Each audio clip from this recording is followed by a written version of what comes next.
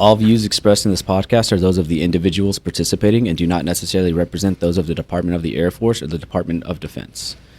Welcome to Live at 835. This is the official podcast of Detachment 835. I'm your host, Cadet Coonrod. And joining me today is Major Matu'u, call sign Stitch. We're here taking an exploratory look into the stories, experiences, and insights of current, future, and past leaders. So thank you for taking time out of your day today to join us with this. I mean, I don't think you were voluntold. We can't do that, but we know you have a really busy schedule, so we appreciate that. Yeah, no, I'm very happy to be here. I love the opportunity to share my lessons learned, my failures, and hope that it can help someone else. Well, good thing you said something about failures, because that's the first question. No. So I have your whole biography basically printed out here. I'm assuming born and raised in Hawaii? Yes. University of Hawaii? Yep. And then, as I previously said off camera, commissioning date of? 2012. Is that something you ever really forget? No. No? Can you still remember like it was yesterday? Yes, yep. So take us back, because we have another class coming in right now, getting ready to commission. What was your feelings coming to that day, the anticipation getting closer and closer? Man, all I remember was how hard it was to get through the last year. And my detachment commander at the time expressed it very, in like a metaphor. Like he said, I was not a gazelle, but I was a very slow-moving type of animal that represented my resilience to overcome a lot of hardships that I had. I didn't move fast or quick through things, you know. I pushed through whatever hardship it was that I was facing. So I just couldn't wait to join the Air Force. It was long anticipated, I guess, a long wait. So I was just, can't wait to get there. Like, I'm finally there.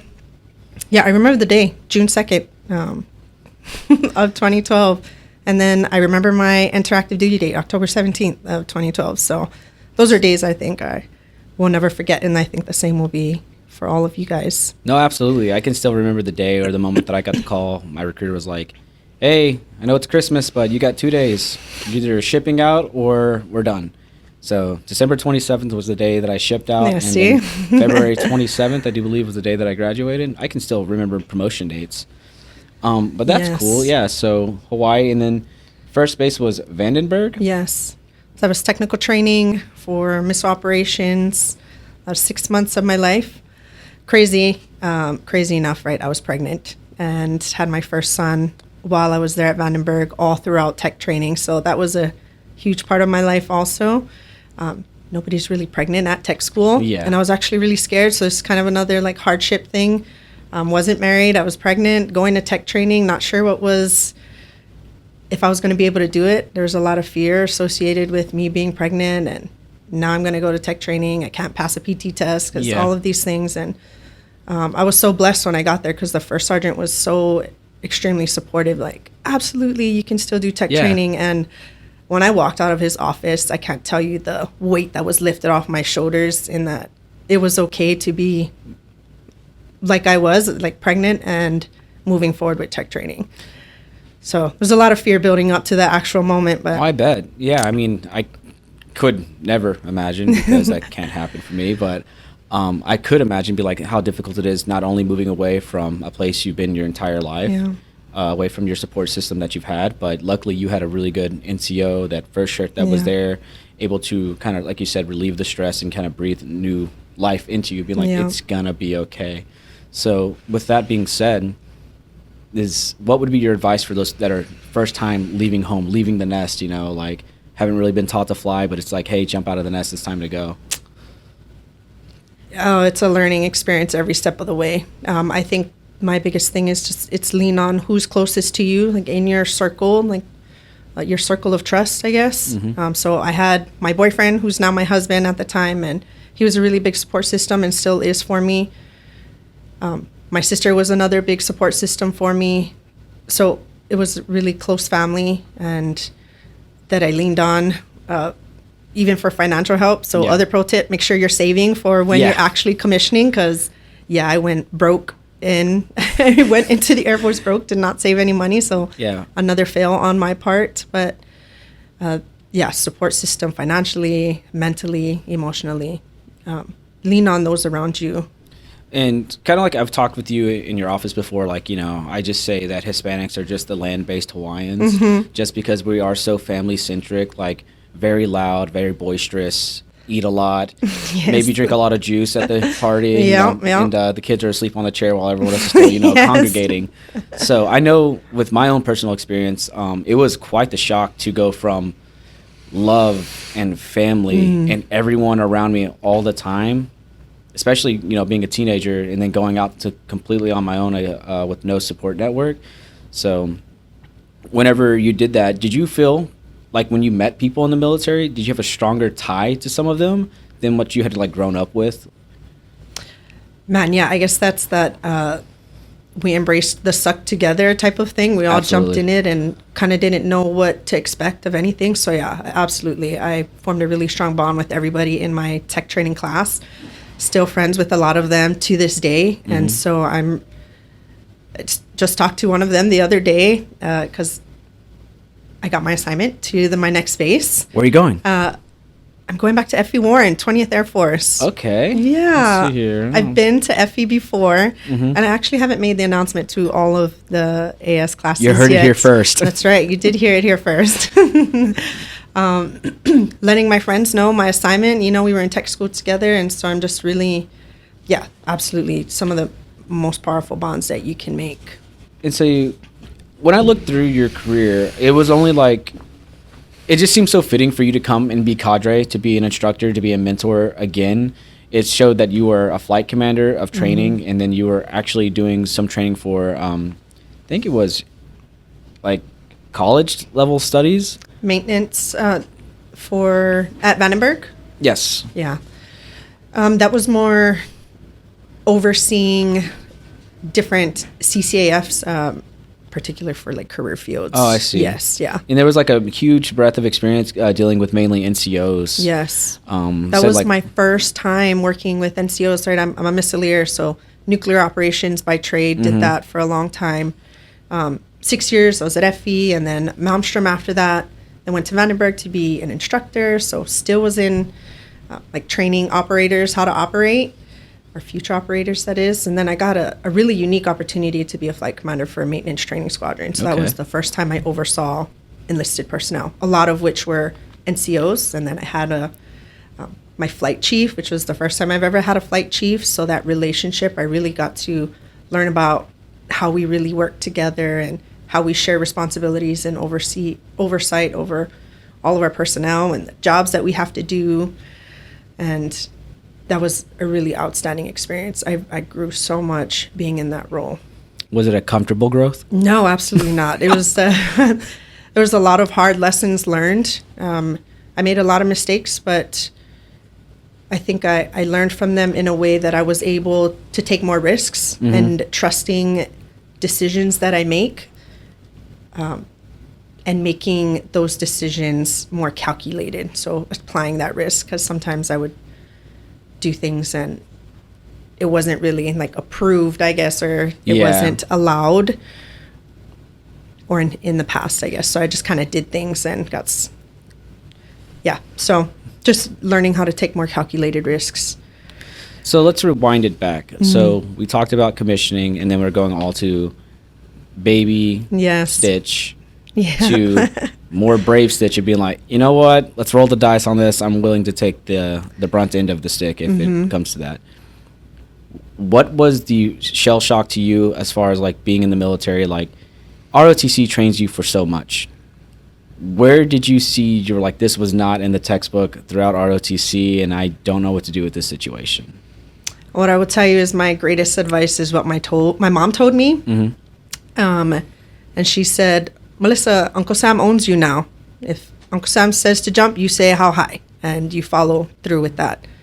I carried that with me for a really, really long time till I learned that I could actually push back. So at no point throughout my career did I feel like I needed to advocate for myself, because it felt like I just do what they say. I just follow in line. I do what I need to do the best that I can.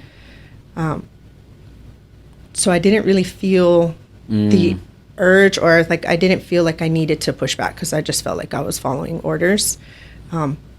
That true, like I can advocate now for who I am as a leader started as a maintenance flight commander and in this position as an Air Force ROTC instructor.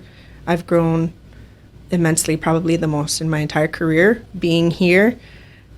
I think it's because I have to impart so much wisdom or as much wisdom as I can. And part of that imparting wisdom is actually identifying my lessons of failure to pass down. Yeah. So, I'm not a cadre, but do you ever feel that there's times that you have to lessen what you're trying to teach them, like dampen the blow, I suppose? Like if you were going to talk to me, I feel like I could have a more, I don't want to say real, but real conversation as to what it's like because I have that experience. Whereas you maybe have an AS 100 that's asking the reason why. Do you have to like carefully and meticulously decide like how to teach that lesson appropriately so they can like, I guess, fathom it? Yes. What I will say is part of my leadership style is to be transparent. A lot of times it's transparent to a fault, but I think I want to overshare information so that people are aware of what is coming for them or what's next for them. So as far as I used to be an AS 100, I was an AS 100 instructor for 2 years. Did I have to say things in a different way to make it more understandable for them, more generalized? Yes, that I did have to cater to that audience, and that comes back to audience analysis. But as much as possible, I try to be as transparent with decisions that are made. I'm especially in the AS 300 class now that I teach, I try to help justify decisions that are made even at the OFC level, being in my current position, and let them know why things played out the way that they did, or help them walk through their decisions that they made in a very transparent way. And so even with transparency, I'd like to think that I as well am pretty transparent. I kind of, as I was talking to Colonel Campisi yesterday, I wear my emotions on my sleeve. It's very obvious. I think Rob could attest to this, that if I'm not in a good mood, there's a little fire in my eyes, or there's just a little curl to my lip that I'm sad. But is there a certain point where no matter how transparent you can be, someone's still not going to like the decision that you've made? Oh, yeah, absolutely. And so what do you do in a situation like that? You're like, hey, I get it. It's not fun. It doesn't sound fun. It's not going to be fun, but we have to do it. That's right. We're not in the people-pleasing business. We're in the war-fighting business, and what that means is it comes down to adhering to certain standards and holding people accountable for not meeting those standards. And so we have to make really tough decisions in just who can continue to stay in this program based on eligibility requirements or leadership potential. And so those are really difficult conversations to have, that we try to maintain transparency and let them know that, yes, this really sucks, and I'm so sorry that now your path is being diverted to a whole nother place that you never expected. But this is kind of how it is. Well, yeah, I bring it up because I've been trying to find a better way to kind of quell the masses. There's a little bit of a grumbling with the new PT uniform, and everyone's like, why are we doing this? And I think we've gotten to the point where it's like maybe they need to hear it from someone that's not wearing the cadet rank of like, it could get to a point where you're like, this doesn't make sense. I mean, I've had it happen several times. It's like, why am I working days one day and then nights the next? And it's like, because we need you to. And it's like, oh, okay, that makes sense. Aye, sir, So just good to hear that. And maybe that can kind of help them understand that you may be right to a point, but you're also not the one in charge. That's right. And so I'll tie back to a leadership experience that I had as maintenance flight commander. Our squadron commander implemented squadron PT, mandatory squadron PT. Love that. And it was only on a monthly basis. That's not so bad. But the amount of pushback and the mob uprising against me trying to be like, yeah, I'm bought into monthly PT, and so you got to sell it, right? Yeah. Come on, guys, we're all going to go and work out together and make it sound very fun. But 3 miles is not that bad. But in the end, it's like, this is what the commander is saying that we need to do. You will like it eventually, I guess. Yeah. So even when you get put into a situation like that, I think it's a lesson that hasn't been quite learned yet, is that what would happen, let's say, if your commander gave you a directive and he's like, I want to do, would you say, mandatory PT, squadron PT, and then you went to your subordinate, you're like, hey, it's not my idea, but, I get it. It sucks, but, just be there. Like, what would happen if you didn't sell the idea that's not yours? Like, do you take ownership of the idea and you're like, hey, this is kind of, I'm pushing for it too, or do you fight against it? So personally, I try to be bought in as well. Mm-hmm. I think it's a terrible, as a follower, it would be a lot harder for me to be bought in if I didn't see my direct supervisor or a leader, like a flight commander, for example, not be bought into. Mm-hmm. Because that just shows me that they don't know why they're making this direction. And if they can explain that to me, then that would be really great for me, because sometimes that's all that I would need, if that would help satisfy that curiosity. That curiosity, and I understand, and now I'm bought in because I understand the why. Yeah. It just doesn't look good. I think it's unprofessional to have that stance of, oh, this is coming down from up top, so it is what it is type of thing. Oh, my hands are tied, guys. You know, I'm not the boss. Right. But you're the one that bosses me. It's like, that's different. Right. Yeah. So from ROTC, substantial exponential growth, we'll call it, going back to another training position at Vandenberg, is it going to be like a similar role, or are you going to be like a squadron commander this time? Oh, so FE Warren, that's where I'm going back to. I'll be working for 20th Air Force, so that's like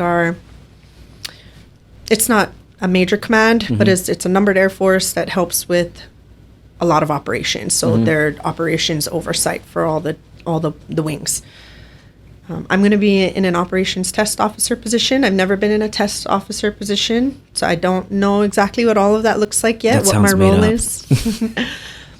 But what I would tell you, it's for the new weapon system, because our current weapon system is the Minuteman III, and it's been in operation since 1960, and we are waiting to get a new one on board. If this was a live stream right now, it would be going crazy. All the cadets would be putting OPSEC, OPSEC, OPSEC. Yes. So we're onboarding, hopefully, our new weapon system, and hopefully I'm a part of that. Is it a laser? No. Okay. Can't say. So, will this be one of the last assignments before you're going into your retirement, or do you think you have another one in you and you're like, I think I'll push the button? So this position is at 20th Air Force. It's at FE Warren. I was not at 20th before. I was at the 90th Missile Wing. So I'm hoping that I can just do a PCA over and maybe get into a director of operations position if the Air Force so deems me qualified to fit into that. But it's a 4-year assignment, right? We're moving to four years, so I'll be at 20th. And my son that I mentioned earlier, well, he's going to be a junior by the time I'm done, which is crazy to think about. And so that would really suck if I had to move him in his junior year of high school. So I'm hoping that my leadership would support a PCA. And I'm going to make sure I communicate that to them when I get there, that I know where my timeline stands. And if I can stay here, that would be awesome. Like at FE. Yeah, that would be great. And so for the listeners who aren't probably too versed in that, a PCA is thank you. It would be like us going from detachment 835, and if Texas Women's University had their own detachment, we could just go across the street and finish our program. So it saves the Air Force money. If the member performs well, it's not so much of a burden to do so, which I'm pretty sure there'll be no issue with you for that. And it's just like selling it to the Air Force, like, look, it'll be cheaper to keep me here than to ship me back to, let's just say, Hawaii. Or Malmstrom or Minot, like another ops unit is probably what would be next. If not another staff job, maybe at Barksdale or up at the Pentagon, that I could see that going. But So with that being said, you want to stay there for your son in order to finish out that high school experience, like getting the full, full Monty for it. Do you think you're going to punch it at 20? Do you think, I'm okay with the service that I've done, or you're like, I love it. I'll stop it when I love it. When I stop loving it, that's when I'll punch the clock. Yeah, I've loved it. I've loved serving. It'll be 13 years this October that I've been in, and if the Air Force will keep me, then I would love to stay for as long as they would keep me. But if I've got no place to go, like if they have nothing for me, I'll be asked to leave, I'm sure, or I'll just kind of push to retirement. But we are in a very critical time as far as like our nuclear community goes with the standing up of a new weapon system, and so I would love to be a part of that process too. That's super exciting. I mean, I won't pull alert at the new weapon, and that's just really doing our operations job. But I could see it put on alert for the first time and be a part of that process. And I'll go back to again, just commissioned, was it ever your intention of being like, I'm going to make this a 20-year, 30-year career, or you're like, I'm going to take it day by day? No, it was the long haul for me. You were gung-ho from the start? Yep. I'm ready? Yes. So what about people that knew, like, you know, some of your peers are like, I'm going to serve 20, and then are they still in? Yeah, no. Some people, it was hard, I guess, for them to adjust, or even the ops tempo wore them down, and they're like, yeah, I'm done with this. And yeah, they punched. So you think there is something to say with, like, the type of career definitely may have a little bit more wear and tear on the person over time? Yeah, I can see that. Back when I was in weather, and, you know, looking back, there were some great times with some really cool people. But thinking about doing that for another 10 years, shift work, like 2 months of days, swings, mids. Yes, yeah. Plug and played, like, hey, this guy called in sick, you're an NCOIC, like, guess what that means? Go to bed now. I don't think I could have done it. Like, I think a lot of people truly don't appreciate that exhaust that happens from ops. Yeah. Which is why I was so happy. Nobody was happy for me when they were like, oh, you know, can I Coonrod finance? And I was like, yes. Yes. You don't understand. I didn't. I'm going to love this 9 to 5 years. Yes. But apparently taking away family days, so.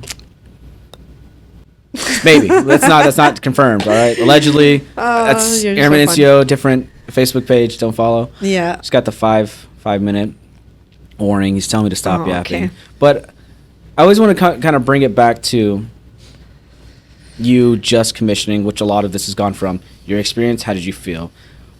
If you could go back and talk to yourself, and I think you've kind of already had the same advice throughout, what would you say to you of being like, what would you give yourself for advice, like going into the future?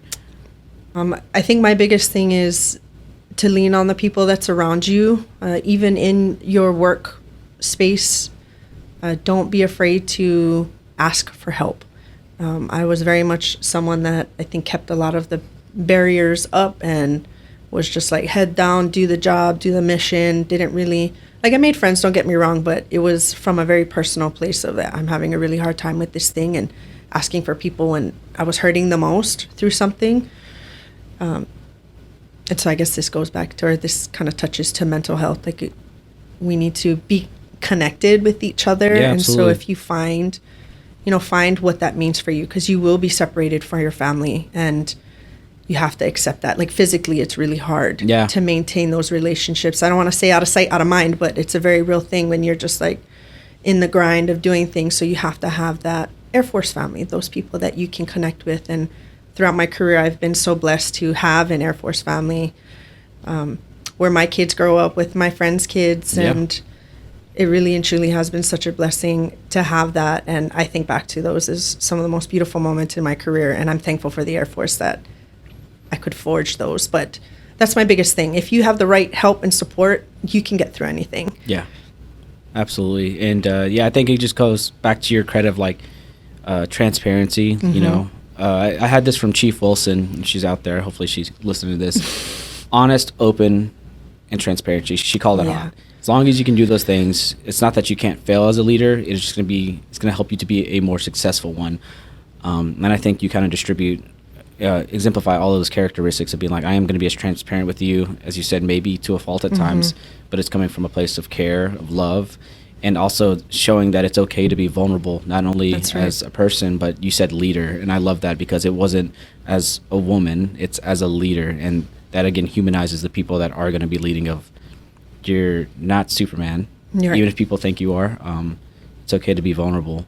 I enjoyed talking with you today. I really hope someone grabs some nuggets from your experience and from your memories and overall your entire career. So thank you so much for being a part of the podcast, Major Matu'u. Thank you so much, Cadet Coonrod. It's been such a pleasure. Thank you. Love it.